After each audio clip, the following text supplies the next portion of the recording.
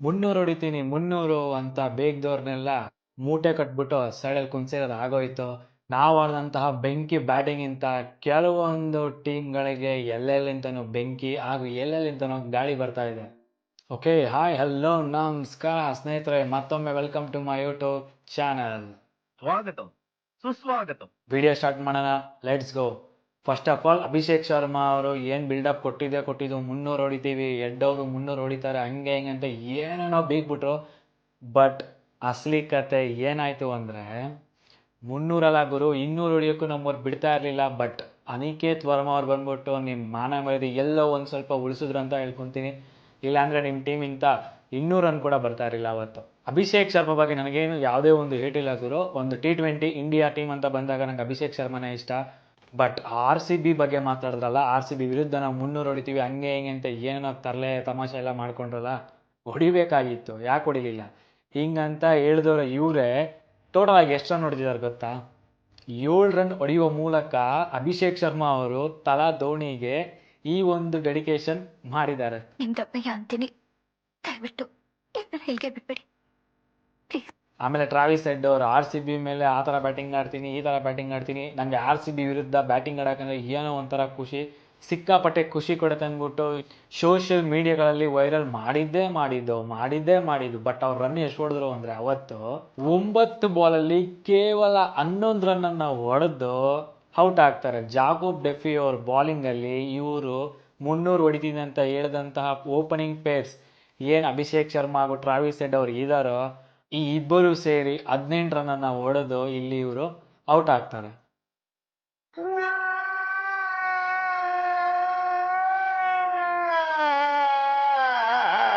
ಅವತ್ತು ನಿಮ್ಮ ಪುಣ್ಯ ಸಖತ್ತಾಗಿತ್ತು ಅನ್ಸುತ್ತೆ. ಇಶಾನ್ ಕಿಶನ್ ಅವರು ಒಬ್ಬರು ಫಾರ್ಮಲ್ಲಿ ಇದ್ರು, ಅವರೊಬ್ಬರಿಂದಾನೇ ಅವತ್ತು 80 ರನ್ ಬಂತು. ಅದೊಂದು ರೀಸನ್ನಿಂದ ನಿಮಗೆ 200 ರನ್ನನ್ನು ರೀಚ್ ಮಾಡೋಕ್ಕೆ ಅವತ್ತು ಸುಲಭವಾಗಿದ್ದು. ಇವ್ರ ಜೊತೆ ಅನಿಕೇತ್ ವರ್ಮಾ ಅನ್ನೋರು ಸಾಥ್ ಕೊಟ್ಟಿದ್ದಕ್ಕೆ ಆ ಒಂದು ಟಾರ್ಗೆಟ್ನ ನಮ್ಮ RCB ಕೊಡೋಕ್ಕೆ ಸಾಧ್ಯ ಆಯಿತು. ಇವರಿಬ್ಬರು ಅವತ್ತೇನಾದ್ರು ಇನ್ನಿಂಗ್ಸ್ ಆಡಿರಲಿಲ್ಲ ಅಂದರೆ ಇವ್ರನ್ನ 150 ಅಥವಾ 160 ಒಳಗಡೆ ಕಟ್ಟಾಕ್ಬಿಟ್ಟು 300 ಹೊಡಿತೀನಿ 300 ಅಂತ ಬೀಗ್ತಾ ಇದ್ರಲ್ಲ, ತಗೊಳ್ಳಿ ಅಂದ್ಬಿಟ್ಟು ಸರಿಯಾಗಿ ಕೊಟ್ಟಿರೋರು. ಇವಾಗಲೇನು ಕಮ್ಮಿ ಇಲ್ಲ. 200 ರನ್ ಪ್ಲಸ್ ಚೇಸ್ನ ನಮ್ಮ RCBದವರು ಕೇವಲ 15 ಓವರ್ 4 ಬಾಲಲ್ಲಿ ಫಿನಿಶ್ ಮಾಡಿ ಮತ್ತೊಂದು ದಾಖಲೆ ನಿರ್ಮಿಸಿದ್ದಾರೆ ಗುರು, ಮತ್ತೊಂದು ದಾಖಲೆ. Congratulation brother, congratulation. ಓಕೆ, 200 ಚೇಸ್ನ ಅತಿ ವೇಗವಾಗಿ ಹೊಡೆದಿದ್ದು ಯಾರು ಅಂದರೆ ನಮ್ಮ RCB. ಎಷ್ಟು ಬಾಲಲ್ಲಿ ಅಂದರೆ 15 ಓವರ್ 4 ಬಾಲ್ಗಳಲ್ಲಿ ನಮ್ಮ RCB ಸಕ್ಸಸ್ಫುಲ್ಲಾಗಿ 200 ಪ್ಲಸ್ ರನ್ನನ್ನು ನಾವು ಚೇಸ್ ಮಾಡಿದ್ದೀವಿ. ಸೆಕೆಂಡ್ ಸ್ಥಾನದಲ್ಲಿ 15 ಓವರ್ಸ್ 0.5 ಬಾಲಲ್ಲಿ ಇನ್ನೊಬ್ರು ಹೊಡೆದಿದ್ದಾರೆ.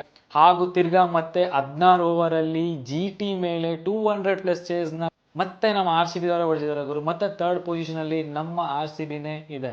ಫಸ್ಟ್ ಪ್ಲೇಸಲ್ಲಿ ಬೇರೆ ಯಾವುದೋ ಒಂದು ಟೀಮ್ ಇತ್ತು, ಇವಾಗ ಮತ್ತೆ ಅದನ್ನು 15.4 ಓವರ್ಸ್ಗಳಲ್ಲಿ ಹೊಡೆದು ತಿರ್ಗಾ ಮತ್ತೆ ನಾವು ಬ್ಯಾಕ್ ಟು ಫಸ್ಟ್ ಪ್ಲೇಸ್ ಬಂದಿದ್ದೀವಿ.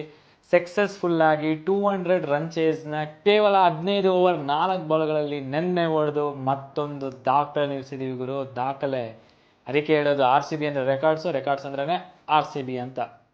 ಇನ್ನು ನಮ್ಮ ಬ್ಯಾಟಿಂಗ್ ಬಗ್ಗೆ ಮಾತಾಡೋದಾದರೆ ಫಿಲ್ ಸಾಲ್ಟ್ ಅವ್ರು ಎಲ್ಲೋ ಒಂದು ಸ್ವಲ್ಪ ಎಡವಟ್ಟಾದರೂ ಕೂಡ ನಮ್ಮ ಕಿಂಗ್ ಕೊಹ್ಲಿ ಅವರು ಹಾಗೂ ದೇವದತ್ ಪಡಿಕ್ಕಲ್ ಅವರು ಸಕ್ಕತ್ತಾಗಿ ಆಡಿದ್ರು.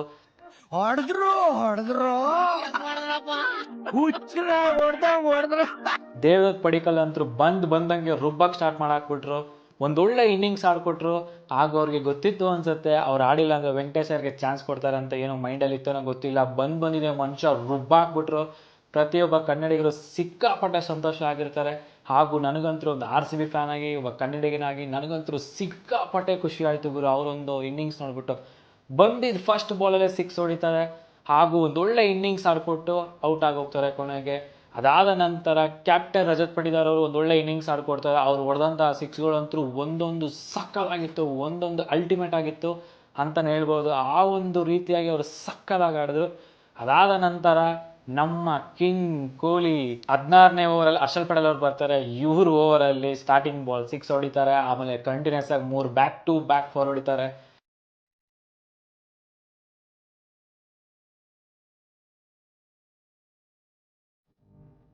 ಮ್ಯಾಚ್ನ ವಿನ್ ಮಾಡಿಬಿಟ್ಟು ನೆಟ್ ರನ್ ರೇಟ್ನ ಪೀಕ್ ತಗೊಂಡೋಗಿ ನಂಬರ್ 1 ಸ್ಥಾನದಲ್ಲಿ ನಾವು ಇವತ್ತು ಇದ್ದೀವಿ. ಪಾಯಿಂಟ್ಸ್ ಟೇಬಲ್ ಅಲ್ಲಿ ನಂಬರ್ 1ನೇ ಸ್ಥಾನದಲ್ಲಿ ನಮ್ಮ RCB ಇದೆ ಗುರು. ಇದಕ್ಕಿಂತ ಇನ್ನೇನ್ ಬೇಕು ನಮಗೆ ಖುಷಿ. ಫಸ್ಟ್ ಮ್ಯಾಚು ಕೆಲವೊಂದ್ಸತಿ ದೇವ್ರಿಗಂತ ಬಿಡ್ತಾ ಇದ್ವಿ, ಬಟ್ ಈ ಸತಿ ಅಭಿಮಾನಿಗಳ ದೇವರಿಗೆ ಫಸ್ಟ್ ಮ್ಯಾಚು ನಮ್ಮ RCB ತಂಡ ಡೆಡಿಕೇಟ್ ಮಾಡಿದೆ. ಅಲ್ಲ ಗುರು, ಬರೀ ವಿರಾಟ್ ಕೊಹ್ಲಿ, ದೇವದತ್ ಪಡಿಕಲ್ಲೇ ಈ ರೇಂಜ್ಗೆ ಆಡ್ಕೊಂಡ್ಬಂದು ಸಕ್ಸಸ್ಫುಲ್ ಆಗಿ ರನ್ನ ಚೇಸ್ ಮಾಡಿದ್ದಾರೆ. ಇನ್ನು ಕೆಲವೊಂದು ಪ್ಲೇಯರ್ಸ್, ಇನ್ನು ನಮ್ಮ ಫಿನಿಷರ್ಸ್ ಆದಂತಹ ಇನ್ನು ಕೆಲವೊಂದು ಪ್ಲೇಯರ್ಸ್ ಹಂಗೆ ಇದ್ರು. ಬಟ್ ಆಡಿದಂತಹ ರೀತಿ ಎಲ್ಲ ಟೀಮ್ಗಳು ಭಯನೇ ಉಳಿಸಿದೆ ಅಂತ ಹೇಳ್ಬೋದು. ಆ ಥರ ಒಂದು ಪರ್ಫಾರ್ಮೆನ್ಸ್ ಬ್ಯಾಟಿಂಗ್ ಇಂತ ನಮ್ಮ RCB ತಂಡದ ಪರ ಬಂದಿರೋದು ಮ್ಯಾಚಲ್ಲಿ. ನಾವಾಡ್ದಂತಹ ಇನ್ನಿಂಗ್ಸ್ಗೆ ನೆಕ್ಸ್ಟ್ ಮ್ಯಾಚ್ ಇರೋ ಟೀಮ್ ಅವ್ರಿಗೆ ಸಿಕ್ಕಾಪಟ್ಟೆ ಭಯ ಹುಟ್ಟಿಸಿದೆ ಗುರು.